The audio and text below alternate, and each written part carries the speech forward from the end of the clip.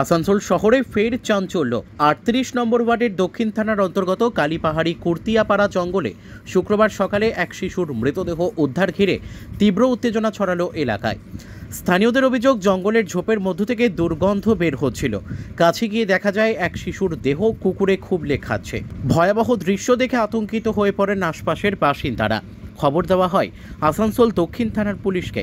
Police ঘটনাস্থলে পৌঁছে শিশুর দেহ উদ্ধার করে ময়না তদন্তে পাঠায়।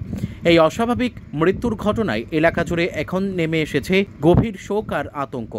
শিশুটির মৃত্যুর প্রকৃত কারণ জানতেই তদন্ত শুরু করেছে পুলিশ।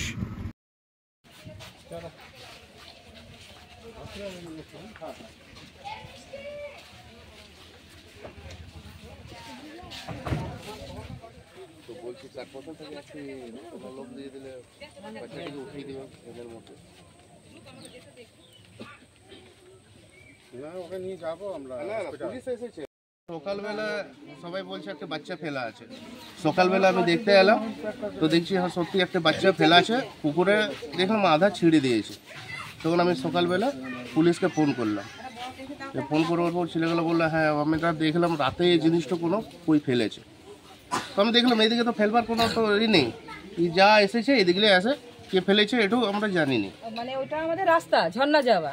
সকালে আমাদের এদিকে লেডিসরা সব চান করতে ওখানে যাই, ঝর্ণায় যাই। দুদিকে তিনদিকে রাস্তা আছে। কাকিমা যখন চলে আসছে তখন আমি গেছি। তা আমি যখন যাচ্ছি তা ওইভাবেই গন্ধ দিচ্ছিল। তাই আমি এত গন্ধ কেন দিচ্ছে, তো তখন আমি দেখলাম নাইটি একটা ঝুলে আছে। কালকে ছিল না কিন্তু বিকেলে, আমরা সকাল বিকেলে ওই রাস্তা দিয়ে যাই, কালকে ছিল না। তখন আমি যখন কুকুর দু তিনটে ঢুকে আছে, কুকুরটাকে ঢিল মারলাম। যখন কুকুরটা সরলো, একটুকু একটা বাচ্চার পা দেখা যাচ্ছিল।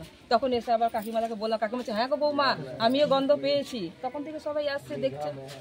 তখন কাকিমা বলছে হ্যাঁ বৌমা সকালে আমিও গন্ধ পেয়েছি। এইভাবে এগুলো এসব ভালো না। দেখে কত জঙ্গল, ওটা আমাদের বাস করি এখানে আমরা। কালীবাড়ি যাওয়ার রাস্তা রয়েছে, কোড়াপাড়া যাওয়ার রাস্তা রয়েছে, মাঝিপাড়া যাওয়ার সব দিকে রাস্তা দিক থেকে রয়েছে। আর আমাদের আজকে পাড়ার একটা বদনাম হয়ে গেল। এত বাজে আমাদের লাগছে, কোনোদিন এরকম ঘটনা হয়নি।